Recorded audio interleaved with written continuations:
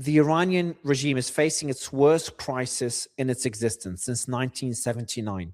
There's reports of thousands dead in the country right now.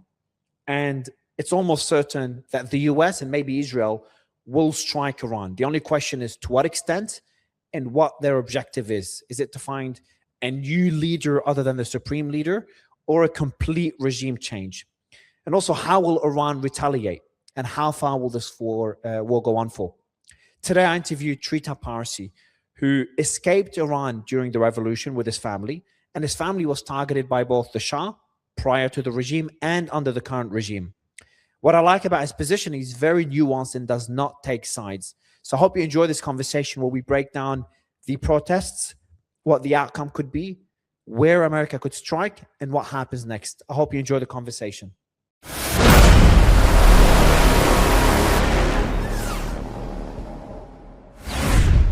And last time we spoke, we were talking, it was not long after the 12-day war, and we were talking on whether there'll be a new war before the end of early this year or before the end of last year. And it seems, the way I see it, is that there was a covert war to destabilize Iran and their economy and just wait for people to rise up. But what do you make of the state of Iran today compared to what you expected to see a few months ago?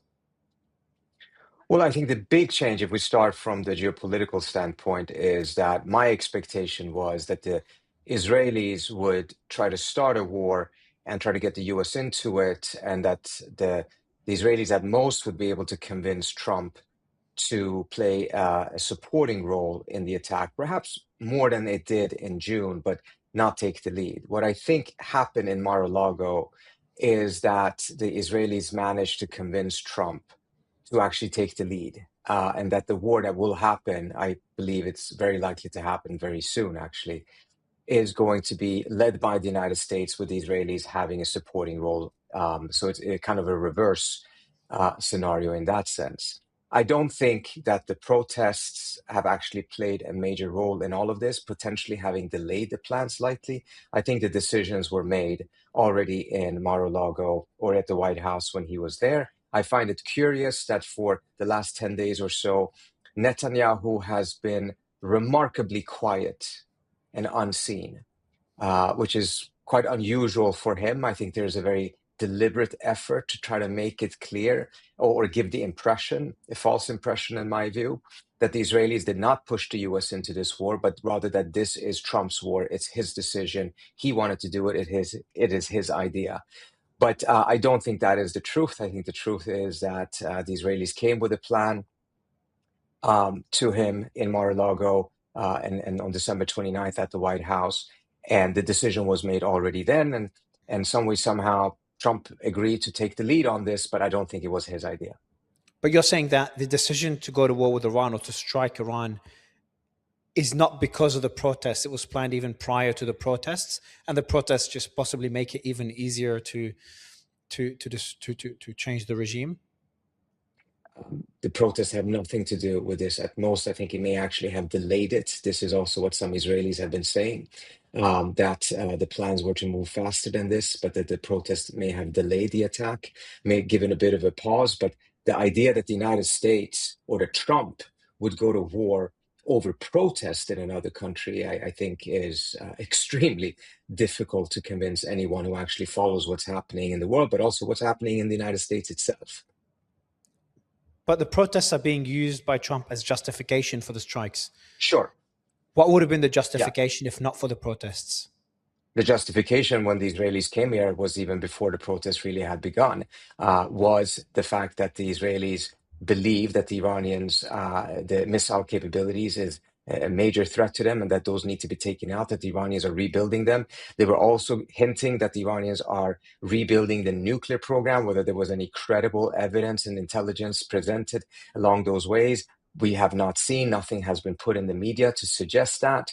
But nevertheless, the real deal of all of this was the same logic as before, which is that this was unfinished business. Israel did not win the war in June of last year. It was an indecisive outcome at most. Take a look at how the Israelis had to be dragged to a ceasefire in Gaza after 2 years. And every time they even agreed to a ceasefire, very quickly they broke it, and eventually the ceasefire broke down. Same thing with Lebanon, perhaps not as long of a time period. In this case, after 9 days, the Israelis started to float the idea that they would agree to a ceasefire. That is because there was mutual damage taking place. The missiles were very, very problematic for the Israelis. And that is what they led with when they came to Washington on December 29th, that the missile program is the real issue.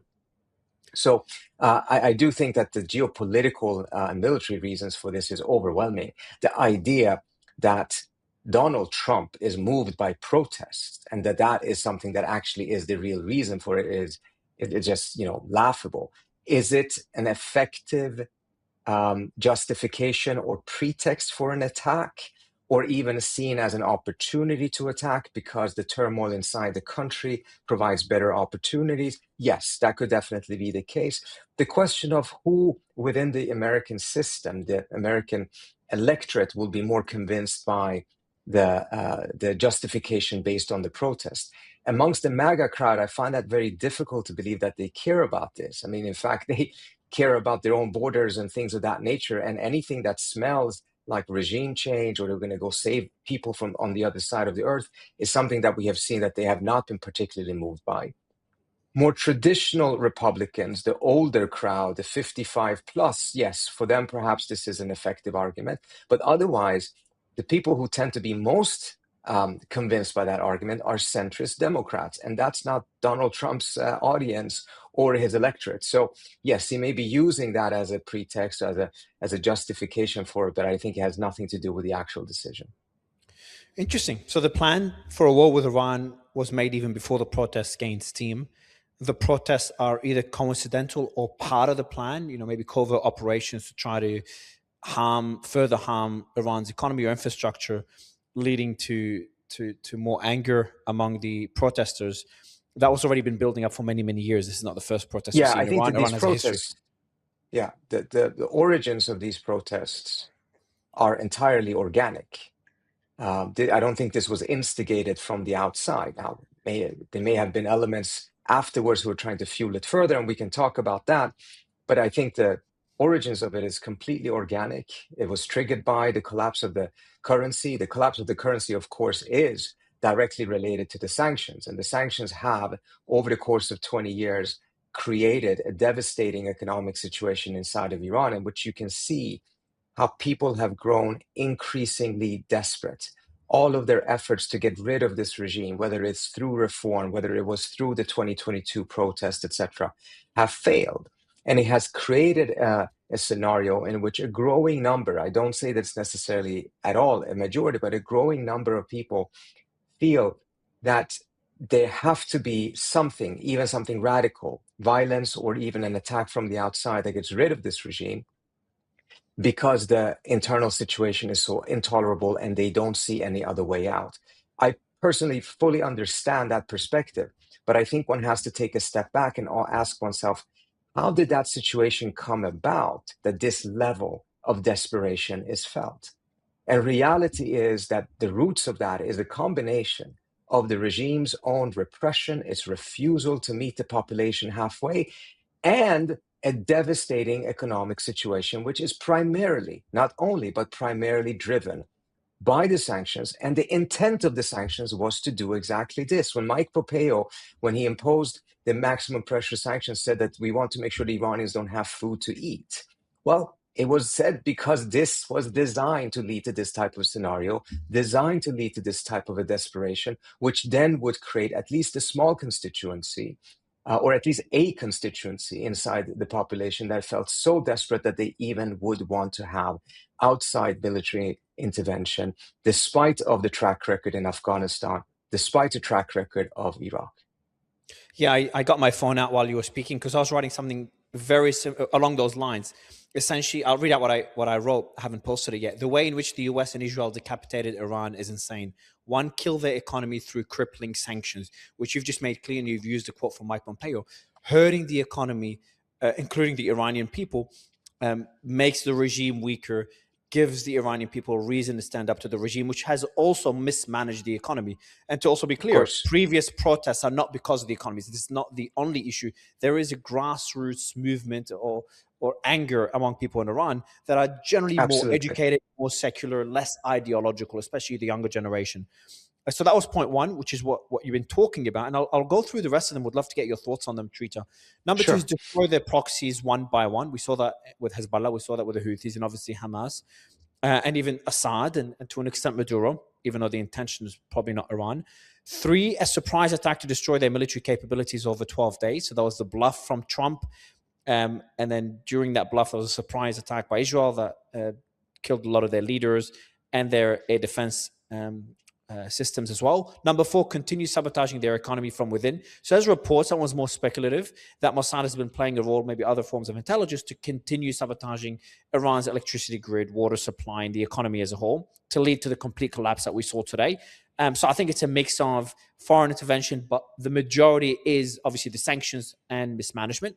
Number five, wait for the people to rise up as they get poorer. Six, support the protests covertly, which we're seeing now and becoming more overtly with Starlink and Trump's comments. Seven is more what could happen. That's the military strikes to erode the regime's grip on power and lead to maybe some defections. And last thing I said is let's hope there's a final point 8, which is a plan for the day after. Would love to get your thoughts on this general strategy, because it does, from the outside, you look at how Iran's been decapitated. A few years ago, it was unheard of to talk about a direct war with Iran.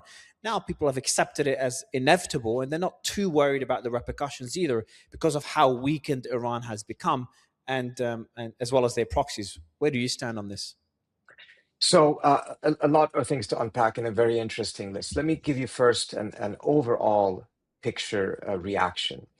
I think we should not try to think that this was so neatly planned altogether. I think this is more a strategy perhaps coming together than a strategy from the outset. Now, without a doubt, there's been a plan, with the sanctions to be able to get to A, B, and C, etc. But how it later on played out, I think has a lot of elements of being overtaken by events, etc., etc., and reacting to the situation rather than everything following a very, very neat plan. So that's the first comment. But overall, I think there's a lot of elements in what you said that are true. First of all, on the sanctions, absolutely. I remember when there were protests in Iran during the negotiations over the JCPOA, and how some of the people in the White House at the time that were also negotiating were like very, very excited, thinking this could be what actually brings down the regime. And as a result, they would have a negotiation on the capitulation of the country rather than on the nuclear issue. So this has always been the case. People, you don't impose sanctions of this kind with the expectation that something else will happen. This is exactly what the plan is. And thankfully, you have statements from some of these officials in which they actually make it clear that is the intent. On the other points, when it comes to the different groups from Hezbollah to others, absolutely that has been what the Israelis have been saying, that in order to be able to take on Iran, they first need to take on these other elements that are part of what the Iranians call their forward defense. And that, as we talked last time, because of all of the restrictions being lifted on Israel, the Israelis are very content with how they have managed to defeat many of these different groups or significantly weaken them. And they believe that this has then exposed Iran to the point in which an attack is much easier than it otherwise would have been. And I think that's an accurate assessment. You mentioned that people are not worried about war any longer. I would say that's probably true in the sense of the perception in the US government or in the Israeli government in which they believe that the cost of going to war is dramatically different today than what it would have been 3 years ago. But when it comes to regional reactions, and we can perhaps talk about that later on in greater detail, I think there's a significant amount of worry because it's not about whether Iran is militarily defeated fast or not. It's what comes afterwards. Is it going to be a dramatically successful transition to some sort of a democratic or nevertheless effective government? Or is it more likely to lead to civil war, to chaos, instability that spills over, and you have 90 million people, massive refugee flows, and that would dramatically impact Pakistan, Turkey, perhaps even Russia to a certain extent, some of the GCC countries, Iraq. Eventually, a large number of Iranians would likely seek to go to Europe if the situation is completely unstable in the country. And this will be devastating for the region as a whole. The only country in the region that is completely insulated from this is Israel. Israel was insulated from the massive flows of refugees out of Syria, despite the fact that it's right on its border. No one in Syria fled to Israel. They all tried to flee to Turkey and then to Europe or to Jordan. So there will be a lot of repercussions because of that instability that many of these countries are worried about. But there's also another geopolitical element to this that I think is very fascinating, is a completely new scenario, which is that as a result of the United States lifting all of these restraints on Israel, and Israel has now attacked, 7 or 9 countries in the region since 2023. It has been increasingly reckless, even attacking Doha. And this then signals very clearly to a lot of, particularly the GCC states, that your alliance with the United States actually does not necessarily defend you against Israel, as Israel is becoming increasingly aggressive and is seeking to establish what many GCC countries now view as an Israeli hegemony in the region. And if you don't have protection from Israel through your alliance with the United States, which they thought they would, but they didn't, then you need to have some other form of configuration in the region in order to be able to balance against what they perceive as an increasingly aggressive Israel. That's part of the reason why you do see the beginnings of a Turkey, Saudi, Pakistani alliance here. It is aimed at balancing Israel.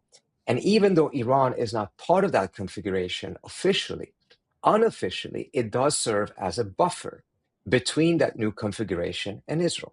You have chaos in Iran, or a completely weakened Iran, or perhaps even worse from their standpoint, an Iran that has a pro-Israeli puppet running it, then that is a significant blow to these countries. And that's part of the reason why you have these countries who otherwise have absolutely no love for the Islamic Republic. They have no reason to have any love for the Islamic Republic, actually pushing very much against this type of a confrontation. Whether they succeed or not, of course, is a different story. But that's a very different scenario compared to what we saw just a couple of years ago. Just as much as you said that the US government is less concerned about war because the cost for them is less.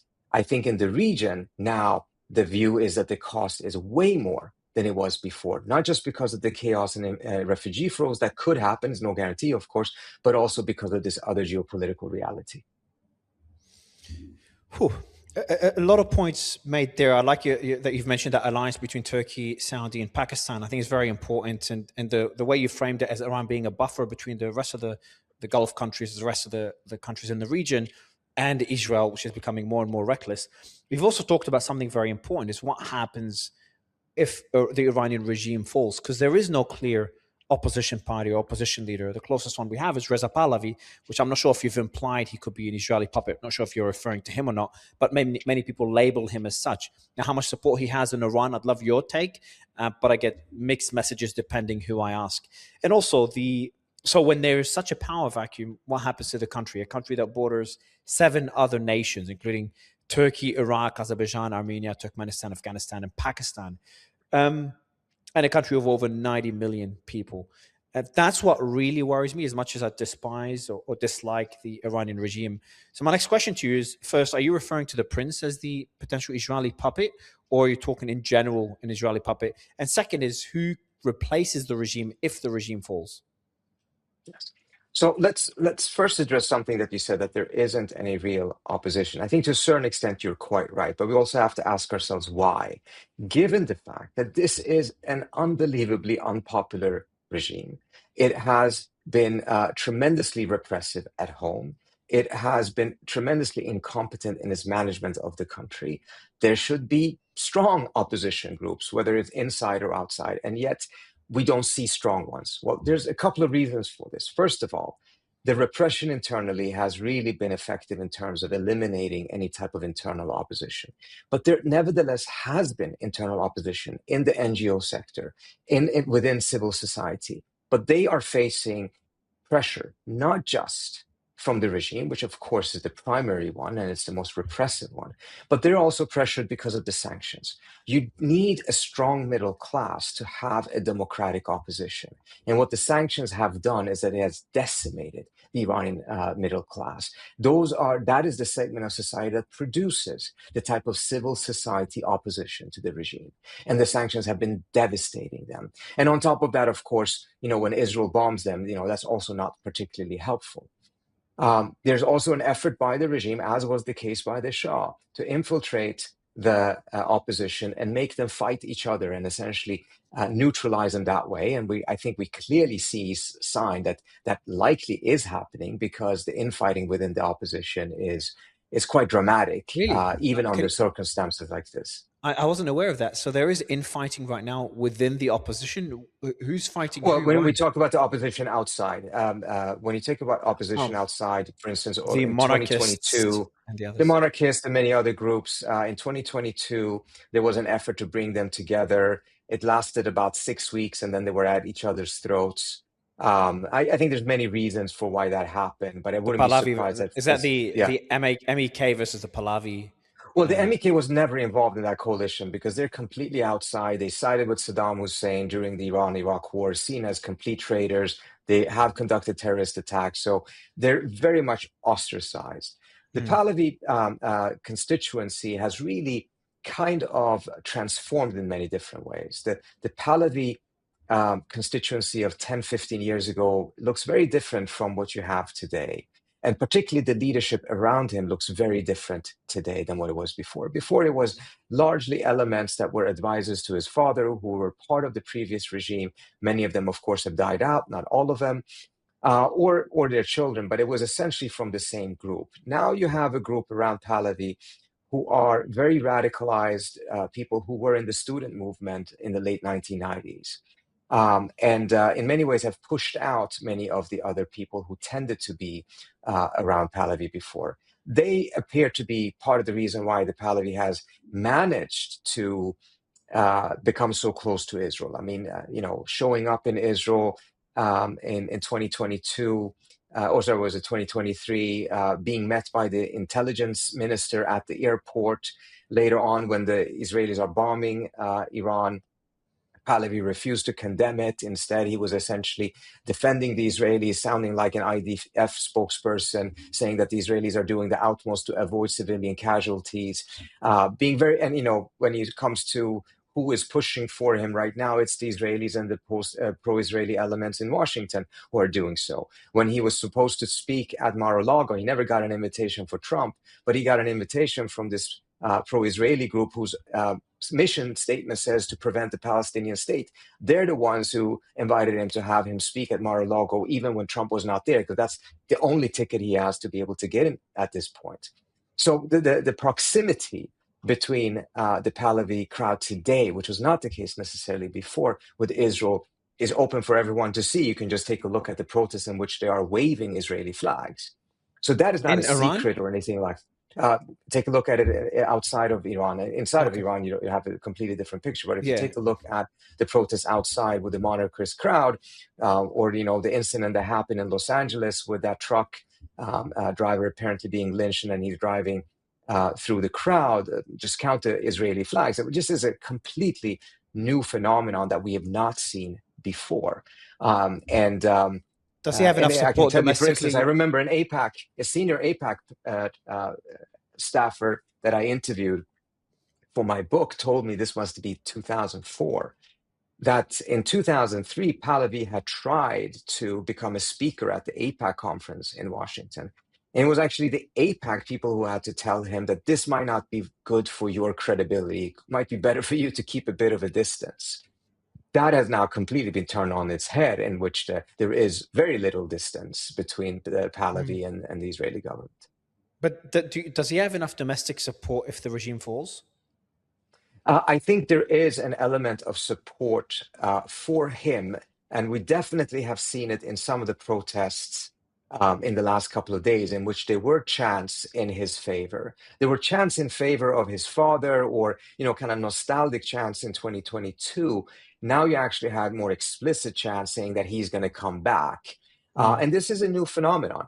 Now, the extent of it is difficult to tell because you also have chants in other protests against him. But it's also another element. To what extent is this a chant because they truly want to see him come? Is it a chant because they think that he's the only one that could actually be some sort of a figurehead at this point? Or is it a chant perhaps because this is the most insulting chant they could have against the Islamic Republic, the chant in favor of the son of the Shah? We don't quite know that, but I think it would be dangerous and probably quite inaccurate to completely dismiss that he doesn't have a base of support inside of Iran. The size of it, the extent of it, the depth of it is something that is very difficult to tell because this is a rather new phenomenon. I've asked the prince about what his plan is if the regime falls, and he said, and I'm sure he said it multiple times outside of my interviews, that he would seek a democratically elected leader. He does not want to lead Iran. A lot of people, some people believe him, others say he's just saying that to gain power, but he'll probably end up being like his father, which is also a very authoritarian leader. A lot of people like to talk about the previous regime before the 1979 revolution, but if you research into that history, Iran was much better off. The economy was much better off. Foreign policy, in my opinion, was much better off. It was more secular. But in terms of crackdown on any dissent, it was up until this point. It changed now after the latest protest. But before the latest protest and the death tolls we're seeing now, it was even more brutal than the current regime. Some stories just horrendous. I think there's one called as a Black Friday massacre or something along those lines. But do you think the prince would be similar to his father, or he would genuinely seek a democracy? Let me first address what you said earlier. I actually think the Islamic Republic in many ways has been more brutal than the regime of the Shah, even before the mass killings that we've seen in the last couple of days. The repression has been different, however. Under the time of the Shah, the Shah ran an intelligence state essentially similar to East Germany. 1 out of 5 Iranians were essentially informants to the secret service. It was a very repressive in that sense that, any dissent could not really be aired. And it was also not just targeting the population, it was targeting the state itself. 3 Iranian generals could not call for a meeting during the time of the Shah just to, decide what to have for lunch next week out of fear that the intelligence services would think that they're plotting to overthrow the Shah. That's the degree of mistrust it was. But at the same time, socially, it was far more open, of course, than what Iran has been under the Islamic Republic, economically as well. Politically, in some ways, the Islamic Republic has been slightly more open because there have been elections, there have been a political system. Power is dispersed in the Islamic Republic in a way that is very different from the time of the Shah. All of the power was in the hand of the Shah.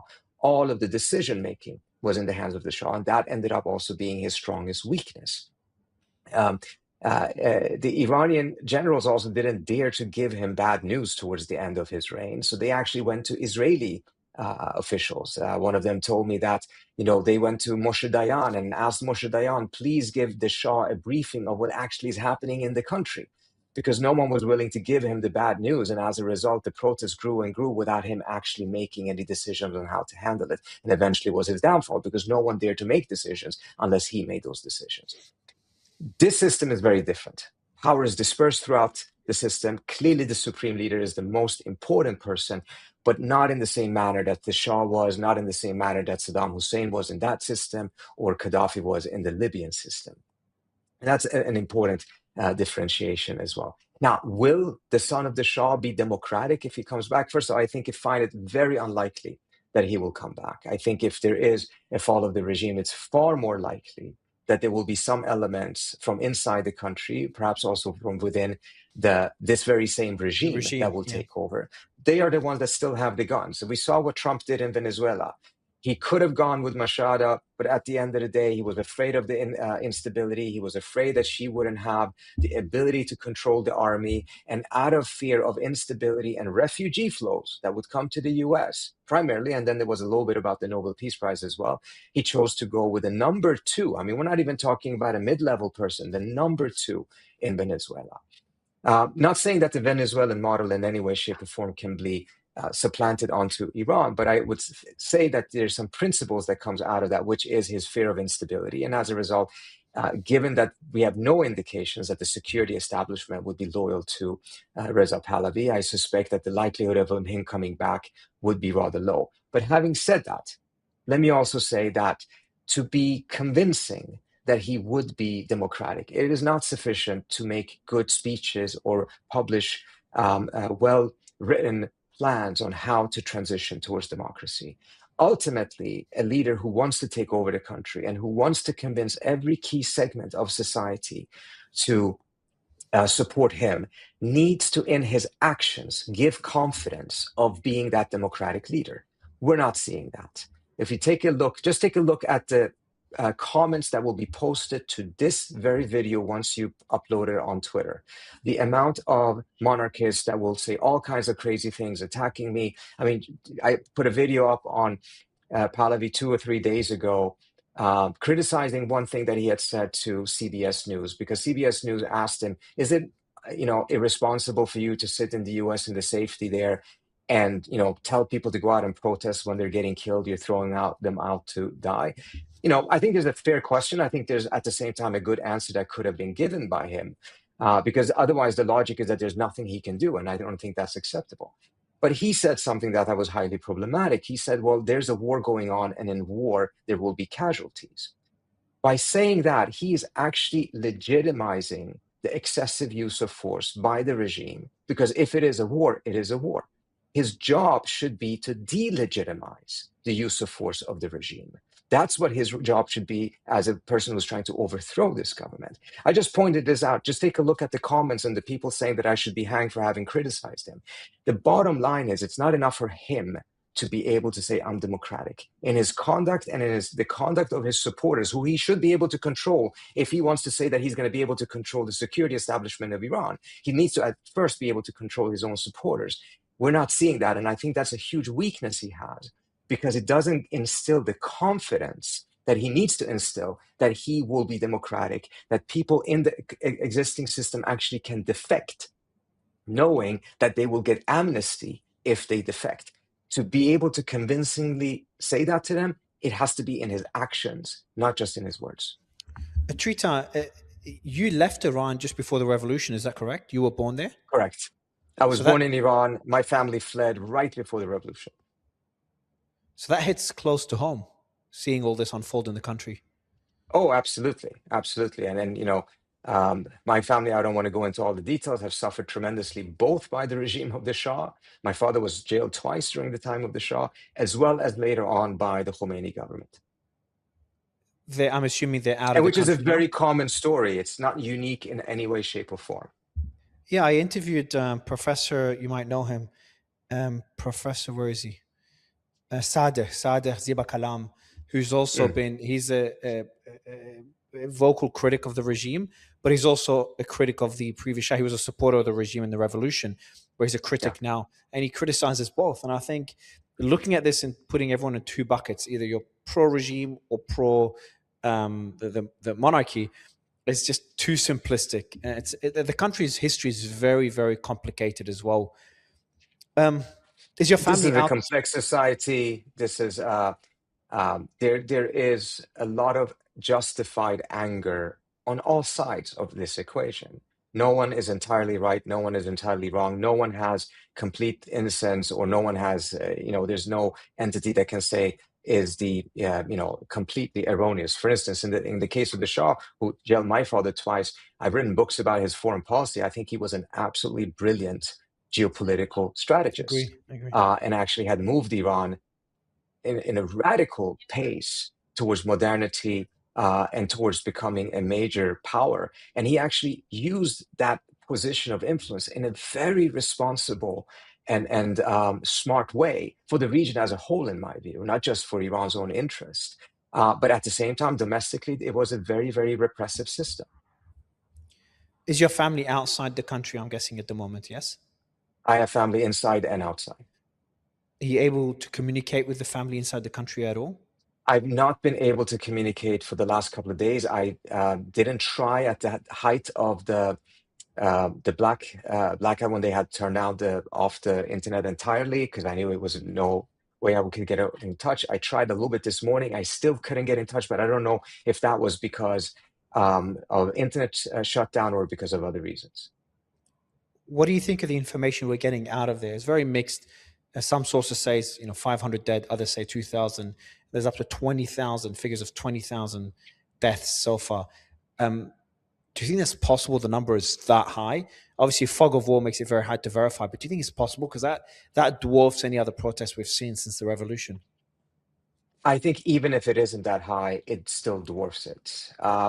As of 2 days ago, the estimate or the account of the US government, as I was told, was 1,600 protesters, which is still extremely high. I would suspect that it's higher than that. I don't think it's 12,000 or 20,000. I think that number comes from this channel, Iran International, which is essentially an opposition channel, and is not necessarily a credible source. But nevertheless, the numbers are extremely high because we're still talking about a very short period of time. Exactly. This is not, 600 protesters dead over the, 6 months of protesting. But then there was also something else that was said that I thought was not being reported that much. It's out there. It's not a secret, but it's not talked about that much, which is that the estimate was also hundreds of police and besieged. Now, I don't know if that meant 200 or 400 or 600, but it meant that there's also a very large number of police and besiegers, these militias essentially, pro-regime militias that also had been killed. That ratio, if it is 1,600 to 400, that would mean that for every 4 protesters, there was a policeman killed as well. That is also something completely new, that we have not seen that elements within the protest movement being violent to this extent and killing so many people. And again, I think it's very important to point out elements. It's not at all protesters. The overwhelming majority of protesters still seem to have been very peaceful, particularly in the beginning phases of this. But then once the regime started killing, we clearly saw, based on at least what the US government's saying, that there was also a lot of violence for the other end. Mindful of the fact that Iran is not like a country like the United States in which everyone has a gun, or 2 or 3 of them actually. It actually is a very surprising number, and I don't know exactly how to explain it. I've seen that, again, Israeli TV has stated that it is because elements on the outside have armed the protesters, and then they said people can guess for themselves who did so. I don't know if that's true or if that is part of the Israeli psychological warfare, that they're trying to say these things in order to throw off the regime, because the psychological warfare is clearly happening between Israel and Iran right now. But nevertheless, that is what they're saying. It seems very believable seeing Mossad's capabilities, especially in Lebanon, Hezbollah, and how much they've infiltrated Iran. We saw that in the 12-day war. Do you think it's at least plausible that Israel is arming protesters? And I do want to make it clear, as you said earlier, this does not represent all the protesters. If you have a small minority of them that become violent, which many see as necessary to overthrow a regime that is so entrenched in their grip on power, but there's, it reminds me of the early days in Libya and Syria. I was one of the naive people saying, oh, these are peaceful protesters, but then armed militias took advantage of the situation. How likely is it, do you think, who are these groups, in your opinion, that are violent, and how big of a role do you think Mossad is playing without discrediting the protests? So, first of all, and as your first question, is it plausible? Absolutely, it is plausible. We need to remember that every time there's been protest in Iran, the Iranian government has said that foreign elements were fueling them or were part of them. And most of the time, it's either laughable or easily dismissed. This time around, the difference is not only that the death toll looks very different, but also you actually have the Israelis openly saying that they are involved. Because even before those comments on Channel 14, which is Netanyahu's channel, essentially, they were saying that they are on the ground, they're part of it, etc. And then, of course, you have the former head of the CIA who tweeted early on saying, good luck to all Iranian protesters and all of the Mossad agents standing by them. So again, are they saying this because it's part of the psychological warfare, or are they saying it because it's true? Frankly, we don't know yet, but it is notable that this is a significant difference from the past, in which the Israelis completely flat out denied any involvement. The US flat out denied any involvement. Now they don't. Doesn't make it true, but nevertheless, it is a very different situation and makes it more difficult to completely dismiss what the Iranian government is saying about this. Now, it's important to also note that, at least to the extent, no one has communicated to me from the USG, where exactly those deaths are from the Basij and from the police. Is it in the border areas in which there is a Kurdish insurgency by a group called PAK? Is that where it is? Well, then it's not necessarily peaceful protesters. That's a secessionist groups, and the deaths are coming from there. Again, we don't have the details of this.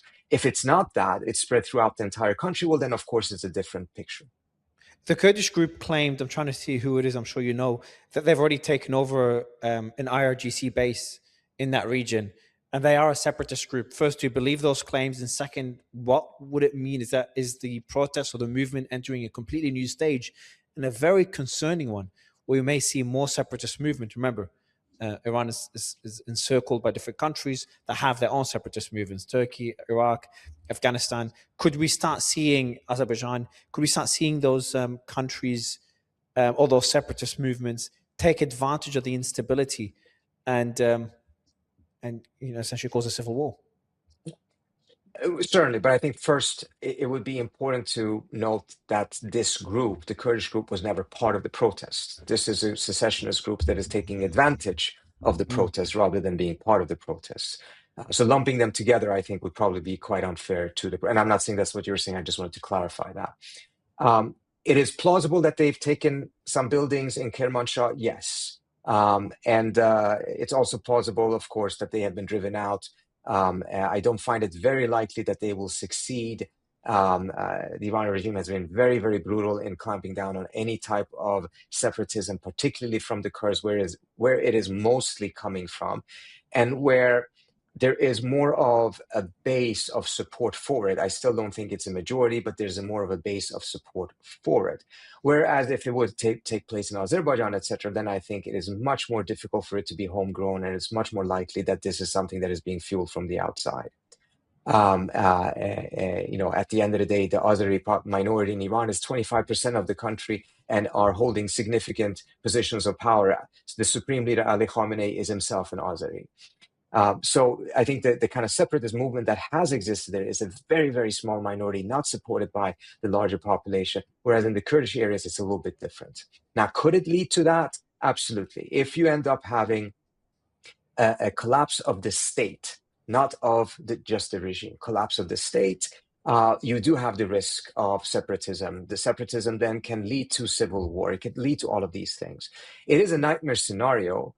I don't think we should say that automatically it will lead to that. It could be other things, of course. But here, I think there is a very significant divergence in the interest of the United States and the interest of Israel. From the American side, I do not believe that the US side wants to see a collapse of the state and wants to see instability. I'm not saying that people are in love with the people of Iran or anything like that. I'm just saying strictly from a US interest perspective, they're not looking for that. Moreover, the regional states, save Israel, are not looking for that. And at a minimum, I think the administration will try to do something to make sure that this does not end up becoming a disaster for Turkey, a disaster for Iraq, etc., because that will come and backfire on the US itself. Israel's position here is very different. We already talked about it a little bit. But from their standpoint, having a complete collapse of the state and the instability, actually, I think would not only be okay, it would be desirable. And that divergence is very important. It's very important. It will be very key to see whatever Trump decides to do. Will he have done something that is just an adoption of an Israeli plan in which things are not done in a manner to minimize that risk? Or is there something that he's going to do in which at a minimum they're going to try to minimize that risk? And that is based on the assumption that he will do something. And I think that is unfortunately, in my view, a rather safe assumption. I think it will be a mistake. I don't think it will help the protesters. I don't think it will help those goals, but this seems to be the direction that Trump is going. Interesting point, the last point you made. So first, I want to offer some context. Saudis already reportedly told the US, or told Iran, they would not allow the US to use their airspace for strikes on Iran. Saudi and the UAE have both, again, reportedly lobbied the US to not strike Iran. But the decision seems to have been made based on everything we're seeing. You said it's not a good idea and it will not help the protesters. Why do you say that? Because I don't see any track record in recent memory in which that type of a military action actually translates into democracy, particularly not after you have already decimated the middle class and taken away some of the key corner building blocks of a democracy. Iran is still, thankfully, not in that most devastating situation, but the middle class has been decimated. Just between 2018 and 2019, one third of the middle class lost their position and went into poverty. That's in 2019. By since then, there's been even worse situation, but I haven't seen the latest statistics on that. And economic studies that have been done here in the United States show that the driver of that, the main factor of that, has been the sanctions. I did a study years ago where we looked at countries that have been under embargo-style sanctions. I mean, really crippling sanctions. How many of them transitioned to democracy? We had 12 cases of that level of sanctions. The only one that happened was South Africa. And the South African case is very, very different. The economy was never that destroyed. They never had a situation of the middle class leaving, clearly being decimated. Whereas in North Korea, in Iraq, Cuba, and all of these other places, what you ended up seeing is that those sanctions weakened society vis-a-vis the state. The state became more repressive. The foreign policy at times became more adventurous and aggressive. And it didn't transition to democracy. Oftentimes, not always, it did lead to war because the state had been weakened. But even after that, you don't really have much of a democracy. Take a look at Iraq today. Clearly, they have elections, etc. But you have to be quite charitable to say that that is a well-functioning democracy that has really enabled Iraq to stand up on its legs. And I think this is very important to understand between the difference of 1979 and 2026.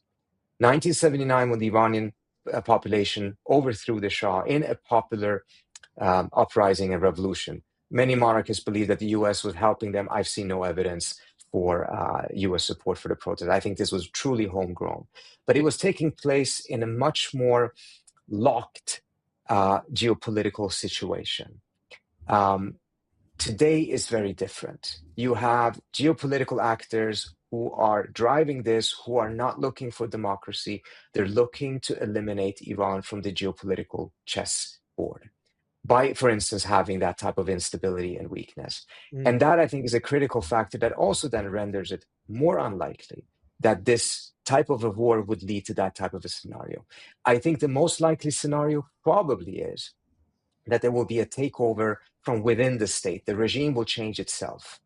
But I think that would nevertheless probably set back the cause of democracy, which in Iran is more than 100 years old, 120 years old. It is exactly 120 years ago that you had the constitutional revolution in Iran. This is not a new struggle. It's been going on for some time. It's been seeing significant setbacks, but these type of external shocks and wars are some of the things that really set it back.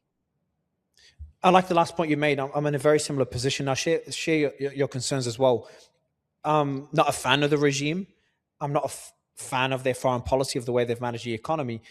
But I'm also very worried about the intentions, not less so of the US, because they don't want to piss off the Iran's neighbors that don't want to destabilize Iran, but the intentions of Israel, which would benefit immensely, not only from a weakened Iran, but from a weakened region, to continue being the biggest power in the region.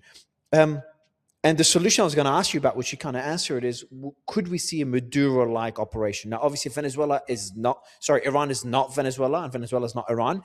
But what I mean by Maduro-like strategies is continue working with the regime, but potentially less hardline factions of the regime, ones more open to not label Israel an enemy, more importantly, cooperate with the US and less so with China and Russia and other Arab countries. How likely is that to be successful? So I know that the administration has been looking at options of that kind.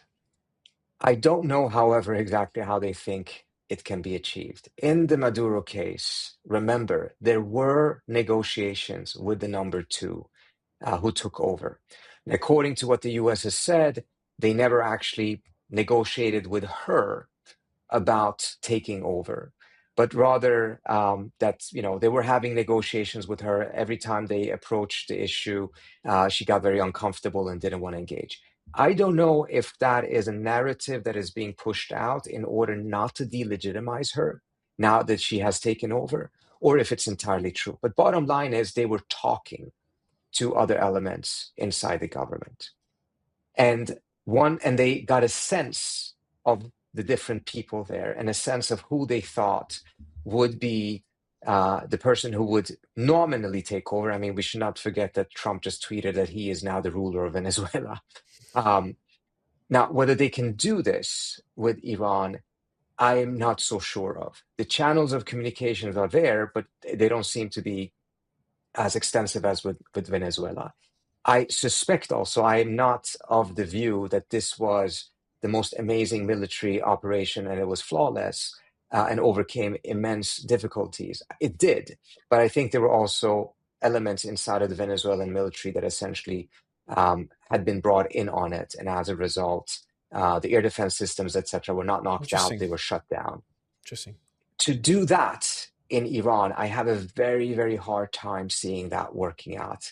Um, Partly because we should also remember the negotiations between the Maduro government and the US government started off with Rick Grinnell and had also taken place during the previous um, administration or the previous Trump administration.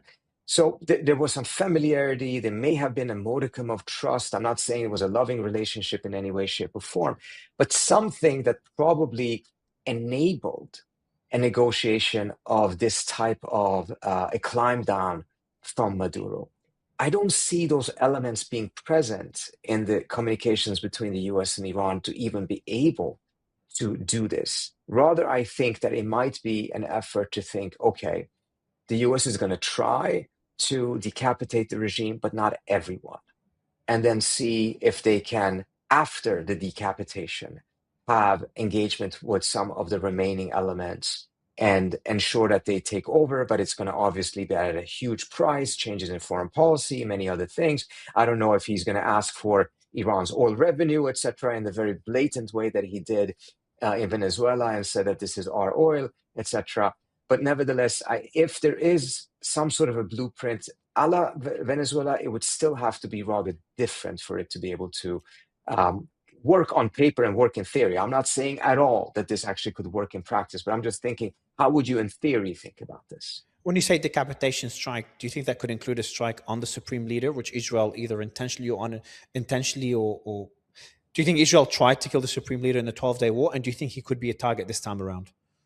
I certainly think that he could and probably will be a target. I don't know how the administration has thought through the implications, which I know that they are aware of. Which is that he is not just essentially the head of state of Iran, the most powerful figure within that system, but he's also a religious figure in the world of Shiism, which means that he has a following in Iraq, he has a following in Pakistan, he has a following in Lebanon, and that this will be seen very differently. And this will be, the reaction of Ayatollah Sistani, for instance, will be very critical if Khamenei is assassinated. And it could, exactly the type of instability in the region that we talked about before, which mostly because of refugee flows. There's another element of it, which is also sectarianism that would come up to the fore again if something like that happens. I know the administration is well aware of this. I don't know how they have thought it through. And when it comes to retaliation, we saw limited retaliation, if any, when Suleiman Qasemi, what can you pronounce it? Qasemi. Qasem Soleimani. Qasem Soleimani, there you go. When he was assassinated many years ago, and we saw limited retaliation in the 12-day war as well on the US. It seems Iran doesn't have a problem retaliating against Israel, but they do not want the US to be involved in a full-blown war. If the US does strike, let's say it's a targeted, limited strike, which is what I would expect. If the US does strike in a limited way Iran, do you think Iran would respond again symbolically, or do you think it will be a full-blown response against US bases across the region and beyond? Could we see a response through some sort of sabotage or direct attack on US territory as well? I think first we have to remember it was a negotiated strike last time, not in the sense that the US negotiated with the Iranians where to strike, etc., but essentially it was communicated very clearly. They were going to strike Fordo. They asked the Iranians to vacate those plans to ensure that there's no casualties. The Iranians afterwards said they're going to strike back. There may have been then some sort of a negotiation. I think there's some in Qatar that suspect that the US wanted the strike to be in Qatar and not elsewhere. And so there was a bit of coordination there. I am not sure if coordination can be achieved at this point, because the sentiment inside of Iran has been, or within the system, within the regime, has been that not striking back at the US, and you're right, they don't want a complete confrontation, nevertheless means that the US will keep on striking and weakening and weakening and weakening Iran together with Israel. And then at some point, they will go for a complete decapitation and destruction of the regime. And at that point, Iranians will be too weak to do anything about it. So they might as well strike back hard now. I think the brutality in which they clamped down on the protests was partly aimed at sending a message to the United States and saying that now they believe that their backs are against the wall, they're facing an existential situation, and in that situation, they will not go for some sort of a symbolic retaliation any longer, and they will strike back hard. First of all, and second of all, to be able to convince the regime that this is just limited, there has to be that communication. I don't even know if the Iranians would buy it at this point. But another point that I like to make, though, is I don't think the Israelis are going to be content with just a decapitation of the regime. They want the United States to take out Iran's military might. They don't want the next regime, the next Islamic Republic guy, but with a different last name, to still have the same capability.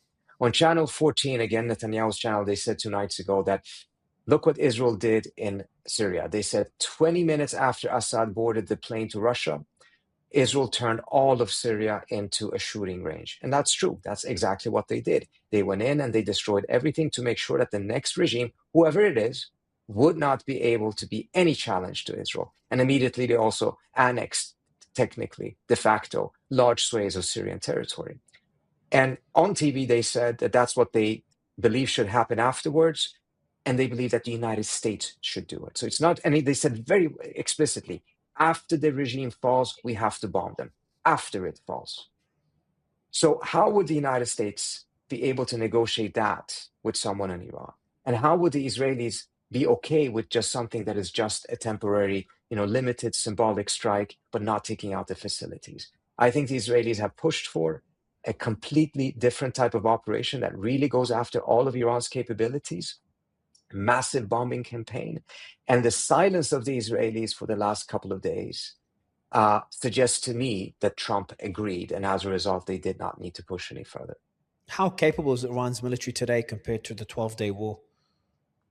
We don't know. We know that it was more capable in terms of striking Israel than what the Israelis and the Americans thought. We also know that they do have the capability, perhaps even greater capability, to strike U.S. bases because it's closer to Iran. They don't even have to use their long-range missiles for some of those. Do we know if they have been able to rebuild their arsenal of missiles? They consume quite a few. We don't know. Have they been able to rebuild launchers? Yes. Do we know where they are from the U.S. side? Does the United States know where they are? I don't know. Does the U.S. have the capability of striking as many of those sites as possible, granted that it knows where they are, so that the Iranians don't even get a chance to retaliate? I would assume that that would be the American strategy, but that necessitates having a tremendous amount of intelligence of where all of these different sites are. Many of these launchers are very mobile, and as a result can perhaps be shot from very different areas. And it would require a very, very significant military presence in the region or close to the region. Which is not I'm there not yet. so sure. It does not appear to be there yet, exactly. Last question, Trita. Where do you see, and probably the toughest one, where do you see Iran and the region 12 months from now? Because it seems every beginning of every year, the year ends at least exceeding my worst case scenarios every single time. Yeah. The Qatar strike, Hezbollah decapitation, the war becoming a regional war. And today we're seeing the potential fall of the regime. Now, what's your prediction? Again, it actually really depends on what happens in the next couple of days. If it is a limited strike that has been negotiated and the Israelis essentially were told that that's all the US is going to do and don't push for anything else, then I can see that after that, the US actually would move towards negotiations, and the Iranians may as well. and there will be a different situation. Many of the protesters will, in the short run, be extremely angry, and I would fully understand and empathize with that because they did a lot and a lot of them got killed and they want to get rid of the regime and they will still want to get rid of the regime. But in that scenario, I can also see that sanctions will be lifted, the economic situation will improve. And as a result, even though in the short run the regime didn't fall, the economic pressures from inside of society, not from outside, can eventually have the success of transforming the regime, not the type of regime change that perhaps many people from an emotional sense would want to see, but transforming regime to make it completely unrecognizable than what it is now with far greater political freedoms and eventually something positive. I know that is the vision that many Iranians have now stopped believing in because they supported the JCPOA. They wanted that to happen, but it didn't happen.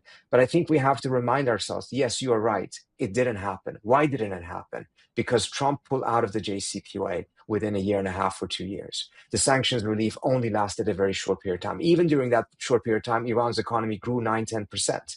Oh, wow. But it was not lasting because it was stopped. And as a result, instead of the middle class growing, becoming stronger, society becoming stronger vis-a-vis the state, and all of the other things we have seen in transitions towards democracy elsewhere, was aborted.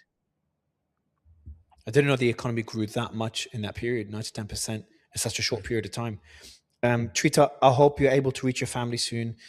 You seem the most worried I've seen you in all our interviews and discussions and all the shows you've done, because I know that hits close to home. And I hope things end up more positively and your family comes out okay. Thank you so much for your time.